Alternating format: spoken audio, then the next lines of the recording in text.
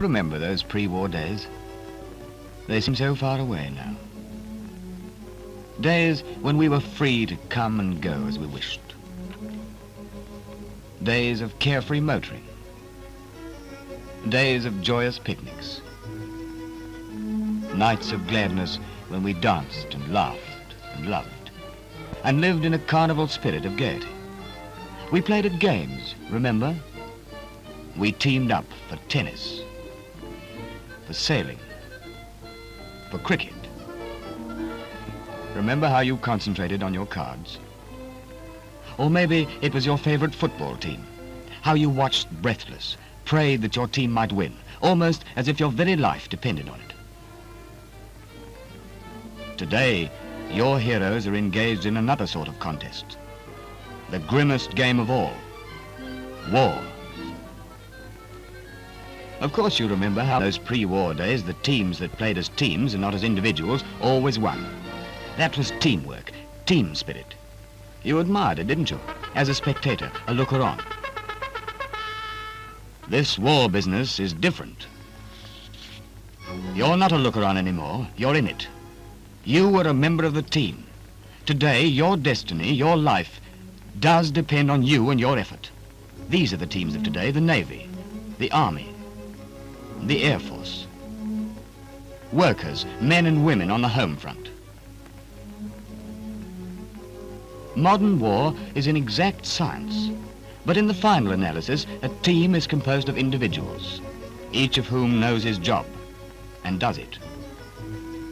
Most of us are engaged in war work of some sort these days. You work hard?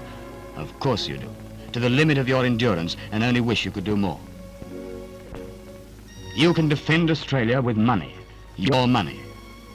Because money is the power behind the war effort. Because nothing matters now but victory.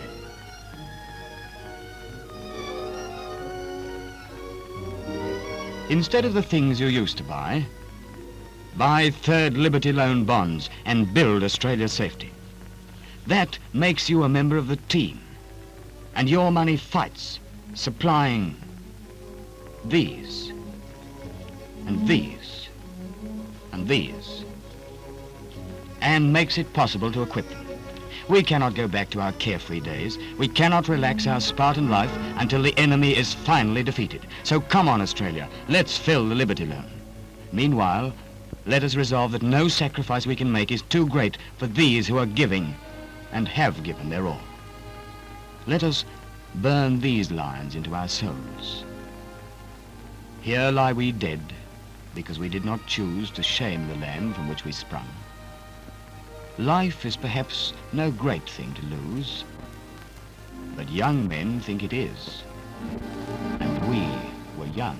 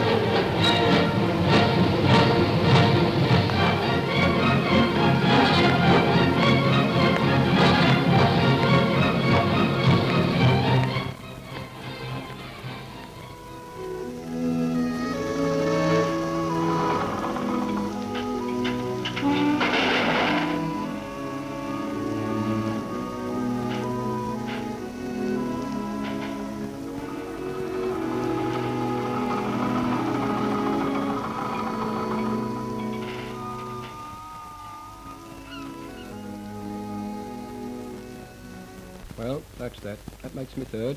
It's all right for us. We'll be back at sea again as soon as they can find us a ship.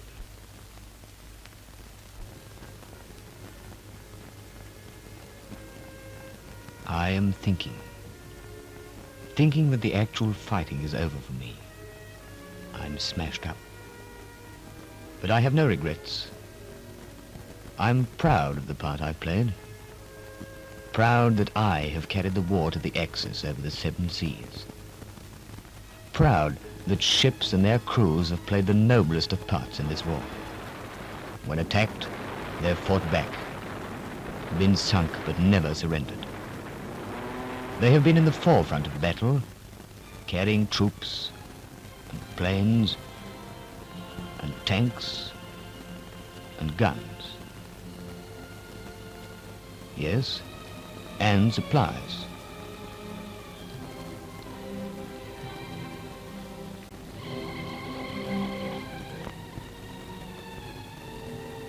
Because equipment and supplies had to get through, although sometimes they don't. Jeff was torpedoed in the Java Sea, and nothing has been heard of Harry and my brother Tom since their ship disappeared in the Indian Ocean. They are fraught with menace, those lifelines of the merchant marine.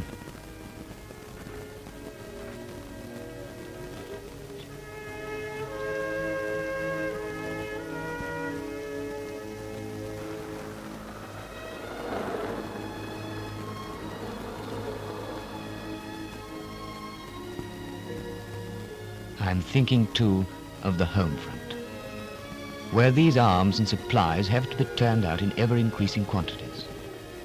Because this is a war of production. Ours against the slave labor of the fascists.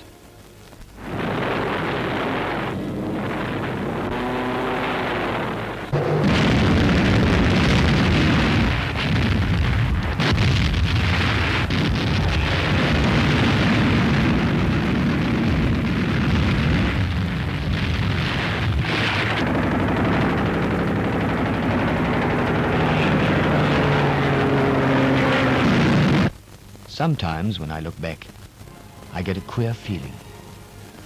When I think of Greece and bloody Crete, and those Australian boys crying, "Give us the weapons, give us the planes, and we can beat them." I know that was true, because when my ship and others helped to get them off, they were still cursing and screaming defiance at that hell that was loosed from the skies. That was true also of Singapore, but we couldn't get them all off. Thousands are still there, suffering and crying to you for vengeance and liberation, counting all the days until they can be with you again. Whilst today, Australians fight the Japs in the steam and slime and sweat that is New Guinea. Aye, they'll fight because it's for you and Australia. In the long hours at sea, I read a lot, all kinds of things, history and poetry. And I know that future historians and poets will rate our fighting men braver and finer than any that have gone before.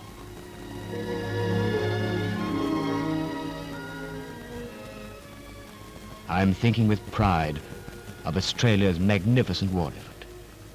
Great, but still not great enough. Because there are still those who have forgotten that in modern war, money is a powerful weapon. Money represents effort, but it can be a menace when thoughtless people spend it unwisely. Spending money on something you can really do without is a crime, when the money so wasted could and should be providing our fighting men with the weapons and equipment of war.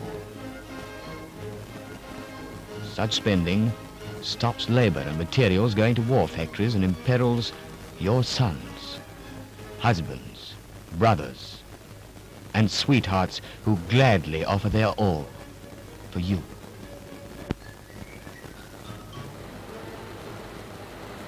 Today, the front line runs through the factories.